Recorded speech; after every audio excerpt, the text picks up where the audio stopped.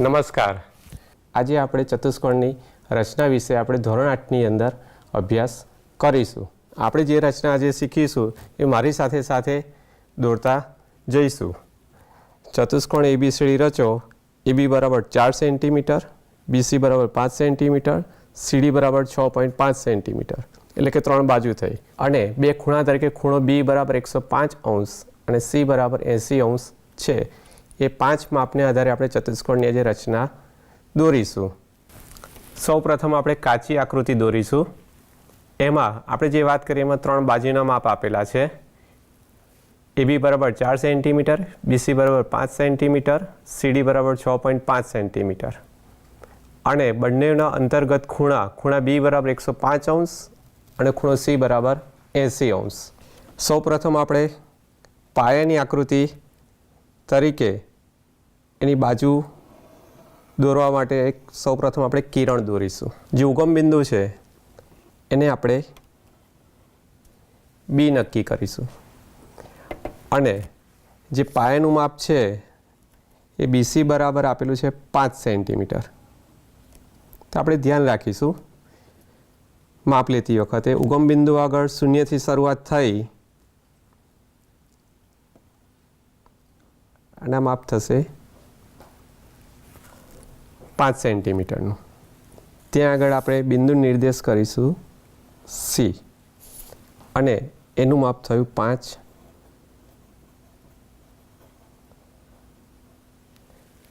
Centimetre. અંતર્ગત ખૂણો બીનું માપ આપ્યું છે 105 અંશ. એની રચના કરીશું B આગળ 105 અંશ ખૂણાની. તો આપણે ખૂણો દોરતા પહેલાં જે ચાપ છે તો કોઈ પણ માપનું અનુકૂળ ત્રિજ્યા લઈ લેવાની. બીને કેન્દ્રને ધ્યાનમાં રાખીને ઉગમ બિંદુ આગળ મૂકી દઈશું. હવે જે કિરણ પર જે ઉગમ બિંદુમાંથી જે ચાપ રચ્યો તેના પરથી એક બીજો ચાપ મારીશું જે થશે 60 અંશનો. ફરીથી જે 60 અંશ પરથી એ જ ચાપ ઉપર મારીશું તે થશે 120 અંશ. હવે જે 120 અંશ થયો એ ઉગમ બિંદુ પરથી અને 120 અંશ પરથી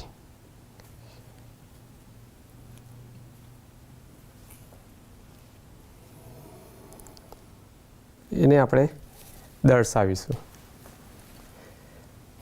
હવે પણ આપણે જોઈએ છે માપ 105, આ 60 છે અને 120 છે. તો 60 પરથી ને 120 પરથી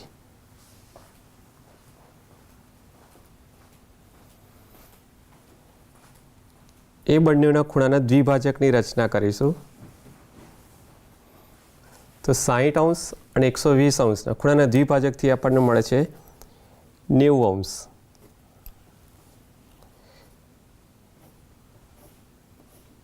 જે આપણે ત્રુટક રેખાથી દર્શાવીશું તે આપણને ખ્યાલ આવશે કે સ્પષ્ટ લંબ જ છે. જોઈ શકો છો આ 90 અંશ.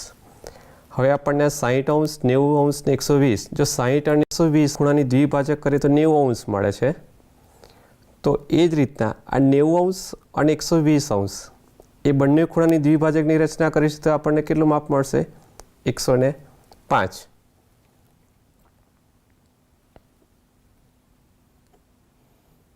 તે 90 અંશ પરથી ચાપ રચીશું, પછી 120 અંશ પરથી અહીંયાથી 90 અંશ ઉપરથી આ તરફ અને 120 તરફ. હવે એ જ ઉગમ બિંદુ આગળથી તે જે આપણને માપ મળ્યું 105 અંશનું મળ્યું. જો આપણે ચેક કરવું હોય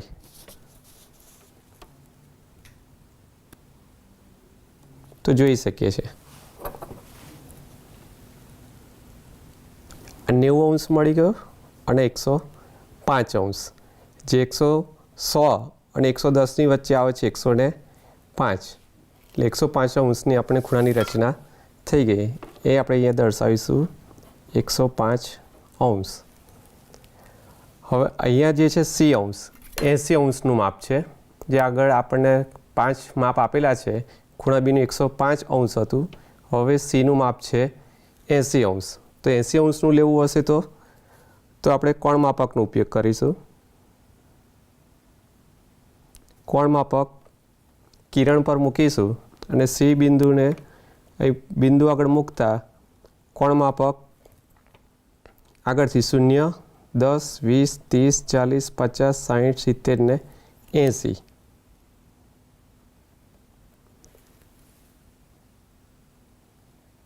બરાબર. હવે એ જે 80 અંશનો ખૂણો રચાઈ ગયો સી બિંદુ તરફથી, ત્યાં આગળ આપણે કિરણ દોરી દઈશું.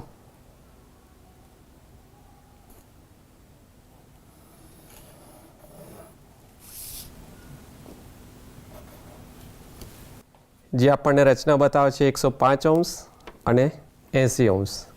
એ કિરણ બિંદુ પર y આપી દઈશું. હવે બે ખૂણા રચાઈ ગયા. એક બાજુનું માપ એટલે 3 માપનો આપણે ઉપયોગ કરી દીધો છે.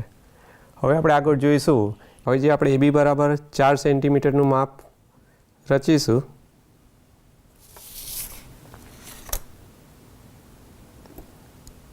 તો 105 અંશનું જે કિરણ દર્શાવ્યું છે બી ઉપરથી, ત્યાં આગળ 4 સેન્ટીમીટરનો ચાપ રચીશું અને ત્યાં બિંદુનું દર્શાવીશું એ, એટલે કે AB બરાબર થશે 4 સેન્ટીમીટર.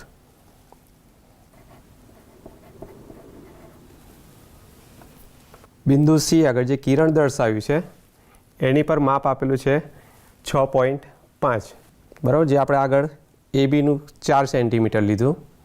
હવે સી બિંદુ પરથી આપણે લઈશું 6.5.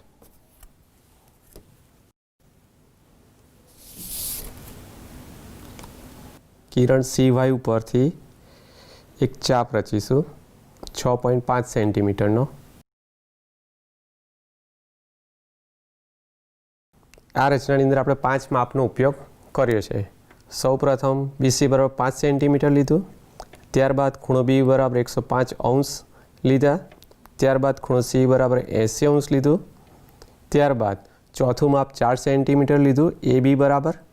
ત્યારબાદ છેલ્લે પાંચમું માપ સીથી 6.5 સેમીનો ચાપ રચ્યો.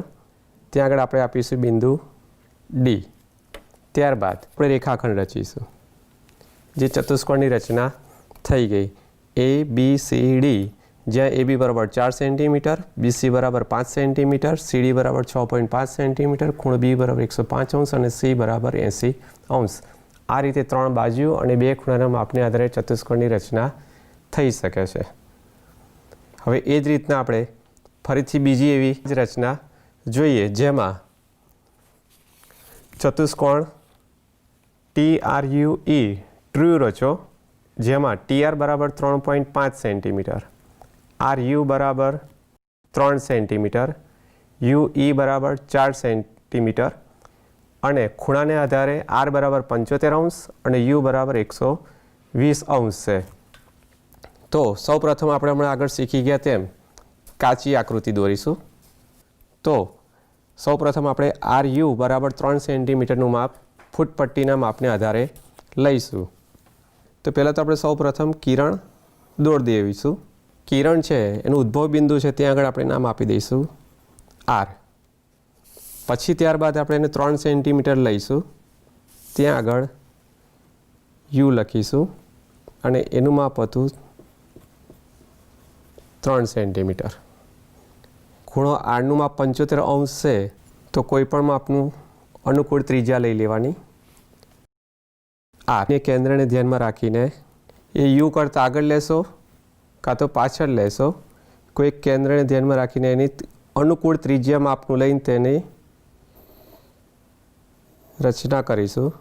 એમાં આપણે આગળ જોઈએ તેમ આ 60 અંશ, 120 અંશ અને 60 અને 90 અંશ, એના દ્વિભાજકથી આપણને મળશે 90 અંશની રચના કાટકોણ, જે આપણે ત્રુટક રેખાથી દર્શાવીશું. હવે પરંતુ આપણે લેવાનો છે R બરાબર 75 અંશ. જો 75 અંશ લેવો હોય તો આગળના દાખલામાં આપણે 105 અંશ લીધું હતું, તો 120 અને 90ના ખૂણાની દ્વિભાજકથી આપણને 105 અંશ મળ્યો હતો. હવે અહીં આગળ 60 અને 90ના ખૂણાના દ્વિભાજકથી આપણને મળશે 75 અંશ. આરમાંથી કિરણ દોરીશું, જે RU અને કિરણ RX જે ખૂણો રચાયો તે 75 અંશનો બનશે. હવે U પર માપ છે 120 અંશનો ખૂણો છે. 120 અંશનો ખૂણોની રચના કરવી હોય તો એ પણ આપણે અનુકૂળ ત્રિજ્યા લઈ લઈશું અને યુને કેન્દ્રને ધ્યાનમાં રાખીને ચાપ દોરીશું.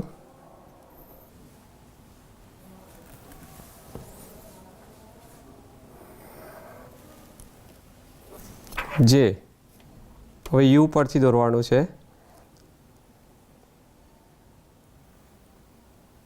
તો અહીંયાથી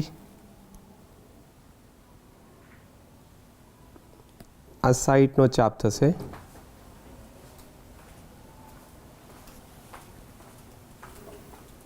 અને 120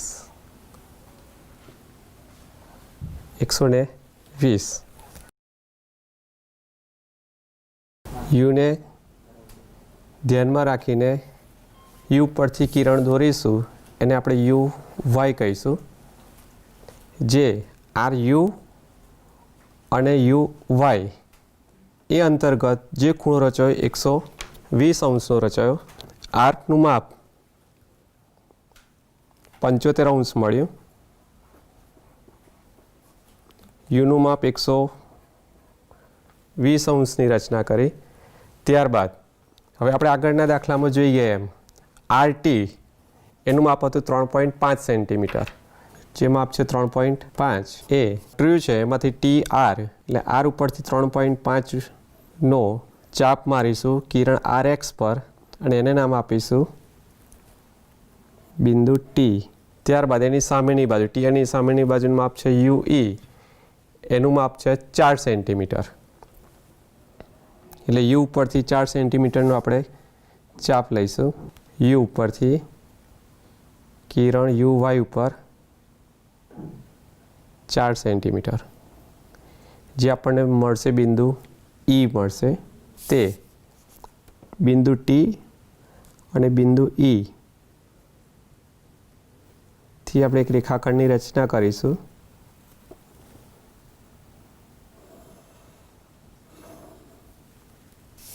જે આપણને ચતુષ્કોણ TRUE મળી ગયો. અહીં જે આપણે માપ લીધું એ લખીશું 3.5 સેન્ટીમીટર અને અહીંયા UE બરાબર 4 સેન્ટીમીટર. એટલે આપેલા 5 માપના ઉપયોગથી આપણે એક ચતુષ્કોણની રચના કરી, જેમાં 3 બાજુ અને 2 ખૂણાથી આપણે એક ચતુષ્કોણની રચના દોરી શકાય છે. રચના એ શું છે? પાયાની બાબત છે. નમસ્કાર.